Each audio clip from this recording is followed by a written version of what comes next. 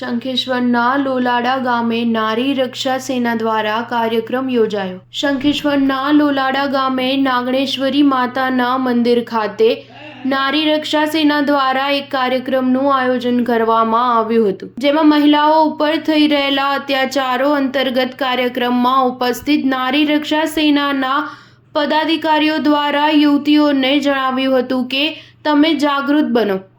આજના આ સમયમાં ભલીભોળી દીકરીઓ અત્યાચારનો ભોગ બનતી જોવા મળે છે અને ફસાઈ જતી હોય છે, પરંતુ પાછળથી પસ્તાવો પડે છે। તેથી જાગૃત બનો। અને વધુમાં જણાવ્યું હતું કે બહેન દીકરીઓ કોઈ એવી જગ્યાએ ફસાયા હોવ અને વાહન મળવાની શક્યતા ન હોય તે સમયે સરકાર દ્વારા પણ તમારી મદદ માટે હેલ્પલાઇન નંબર આપેલા છે, તેથી તે નંબર ઉપર પણ કોન્ટેક્ટ કરી મદદ માંગી શકો છો। દીકરીઓના માતા પિતાને જણાવ્યું હતું કે તમારી બહેન દીકરી કે માતા ઉપર અત્યાચાર થાય તો તમે અમારી સંસ્થાનો સંપર્ક કરીને અમને તમારી વેદના જણાવી શકો છો, તેવું નારી રક્ષા સેનાના હોદ્દેદારોએ પ્રવચનમાં જણાવ્યું હતું।